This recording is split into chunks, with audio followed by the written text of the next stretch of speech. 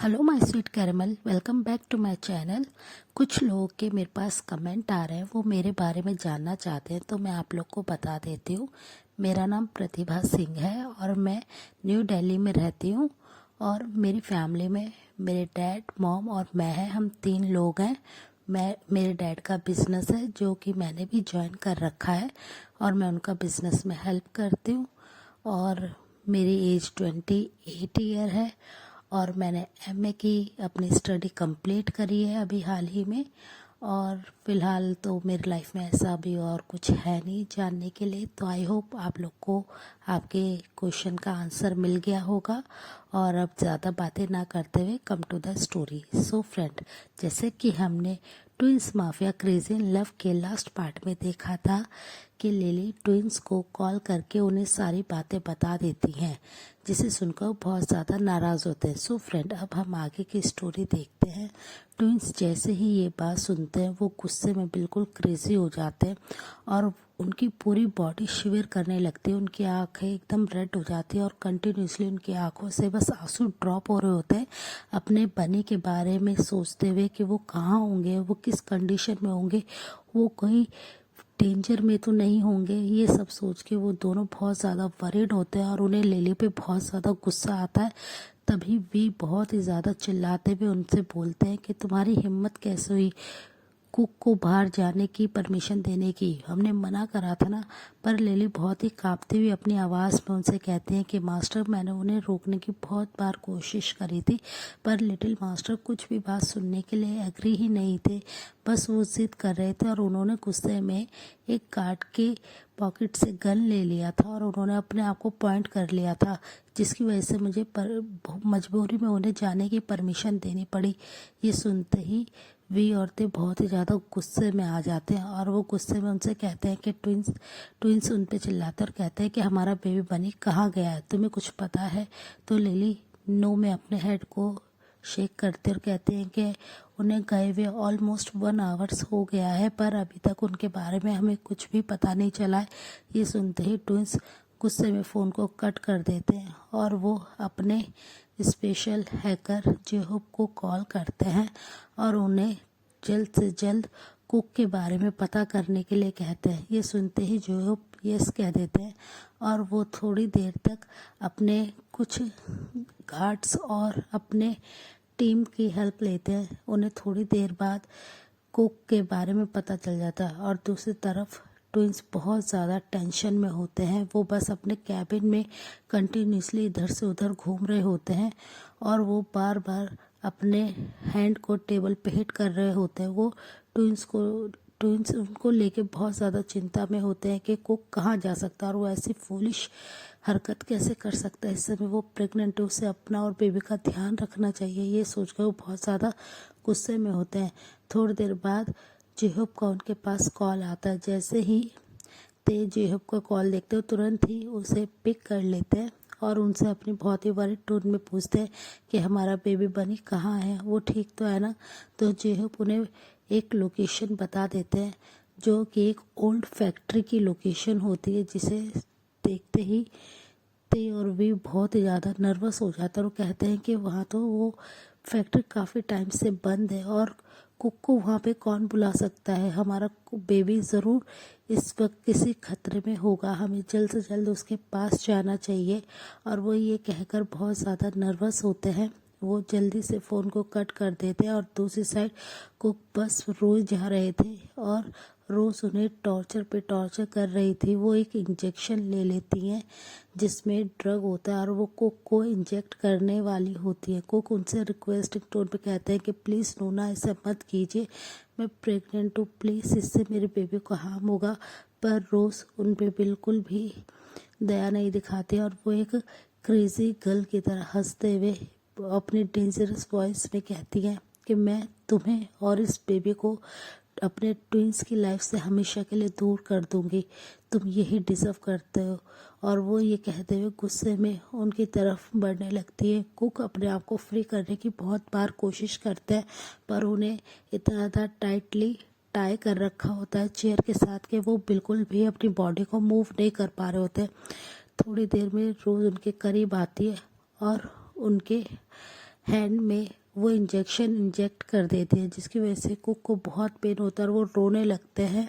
और दूसरी तरफ तेवर भी बहुत ज़्यादा टेंशन में होते हैं, बहुत फास्टली ड्राइव कर रहे होते हैं, उनके साथ उनके सारे गार्ड्स होते हैं।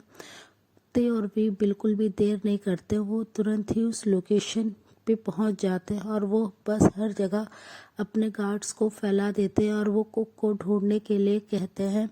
वो पागलों की तरह कुक को ढूंढ रहे होते हैं। वो बहुत ज़्यादा गुस्से में होते हैं और बहुत ज़्यादा नर्वस भी होते हैं कि उनका बेबी बनी ठीक तो होगा ना, वो किस कंडीशन में होगा, उसे यहाँ पे कौन लेके आया होगा, ये सोचकर बस ते और वी की आंखों से आंसू ड्रॉप हो रहे थे। वो अपने बनी को लेके इतने ज़्यादा वरीड थे कि वो कुछ भी नहीं समझ पा रहे थे और वो बस इधर उधर ढूंढने में उन्हें बिजी थे। उन्हें एक बहुत बड़ा रूम मिलता है जहाँ पे बहुत लॉक है, वो अंदर से ते और भी ये देख के समझ जाते हैं। वो अपने गार्ड्स को उस रूम को खोलने के लिए कहते हैं। थोड़ी देर में वो रूम जैसे ही खुलता है वो देखते हैं कि उनका बनी चेयर पे बंधा हुआ है और उसकी आईज क्लोज है और उनके आसपास उनके अंकल आंटी और रोज़ खड़ी हुई है, जिसे देखकर ट्विंस को बहुत ज़्यादा गुस्सा आता है। वो सबसे पहले बस अपने बनी को सेव करना चाहते हैं और वो ये जैसे ही ट्विंस उनके पास जाने ही वाले होते हैं, रोज़ अपने पॉकेट से गन को निकालती हैं और वो कुक के हेड पे रख देती है, जिसे देखते ही ट्विंस दोनों के दोनों अपनी जगह पे फ्रीज हो जाते हैं।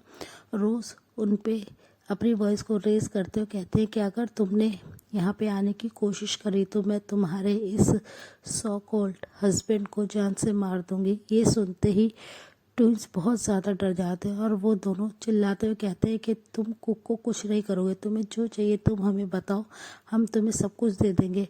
तो वो क्रेजी होके हंसने लगती हैं और कहते हैं कि मुझे तुम चाहिए। ये सुनते ही ते और वी को बहुत ज़्यादा गुस्सा आता है।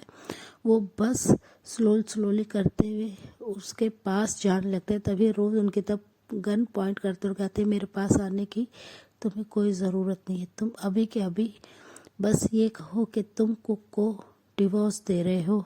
तो ये सुनते ही ते और भी बहुत ज़्यादा शॉक्ड होते हैं और वो उस मैड गर्ल को समझाने की कोशिश करते हैं, वो उन्हें अपनी बातों में कन्विंस करने की कोशिश करते हैं।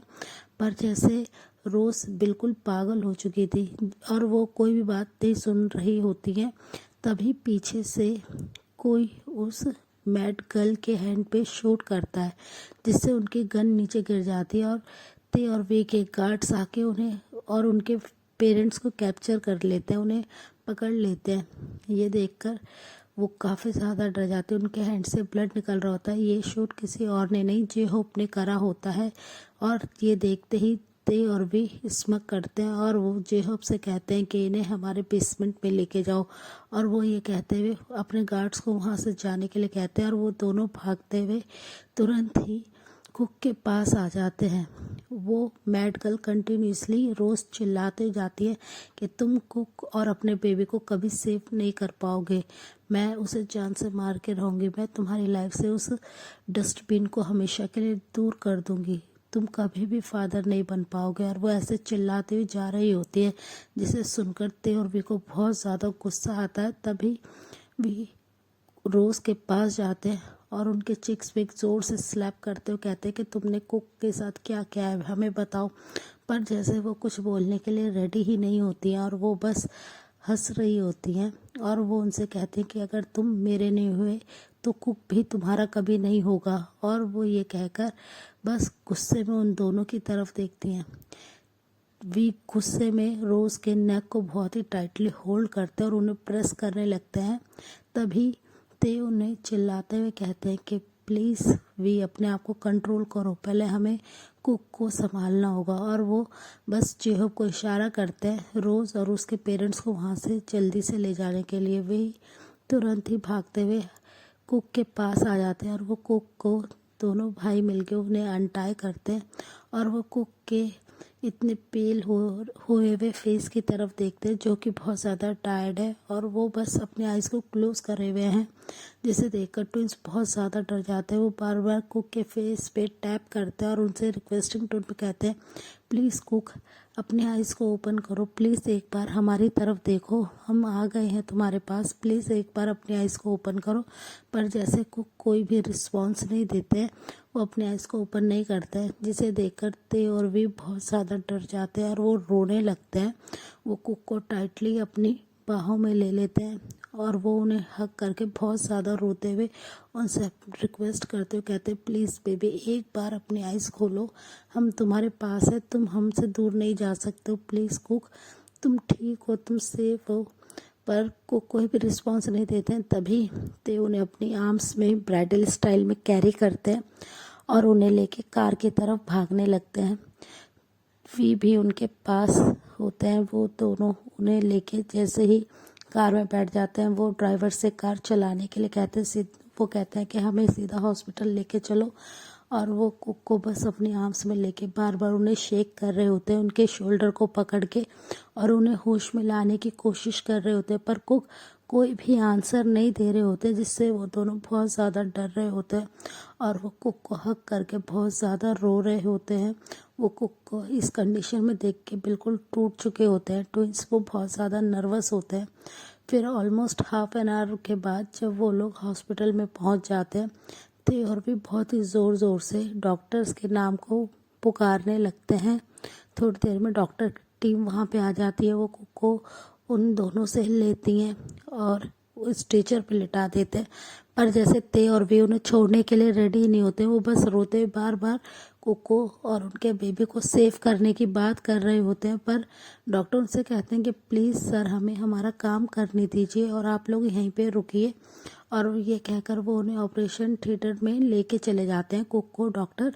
बस ते और वे अपने बनी को ऐसे लाइफलेस होते हुए देख के बहुत ज़्यादा टूट चुके होते हैं। तभी वहाँ पे शुगा, जिमिन, आरएम और जिन भी आ जाते हैं। वो ट्विंस को बस ऐसे रोते हुए देखते हैं तो वो उन्हें संभालने लगते हैं। पर जैसे ट्विंस किसी की बात सुनना ही नहीं चाहते, वो बस क्रेजी होके बस रोए जा रहे थे।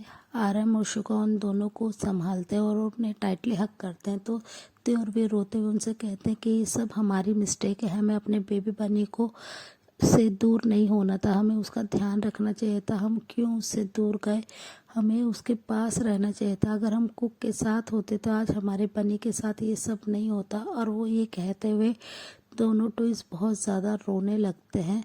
आरएम और शुगा उन्हें समझाते हुए कहते हैं कि कुछ नहीं होगा, कुक को बहुत स्ट्रांग है, वो जल्दी से ठीक हो जाएगा और तुम्हारे बेबी को भी कुछ नहीं होगा, तुम ऐसे हिम्मत मत हारो। और वो उन्हें कंसोल करने लगते हैं। थोड़ी देर बाद वी का फ़ोन रिंग होता है। जैसे ही वी कॉलर आईडी चेक करते हैं तो उसमें जेहब का कॉल होता है। वो उस कॉल को पिक करते हैं और अपनी बहुत ही गुस्से भरी आवाज़ में कहते हैं कि उन तीनों को हमारे बेसमेंट में इतना टॉर्चर करो कि वो हमेशा याद रखें कि उन्होंने किसके हस्बैंड को ऐसे पनिश करने की सोचा और वो हमारे बेबी को हर्ट करने के बारे में कैसे सोच सकते हैं।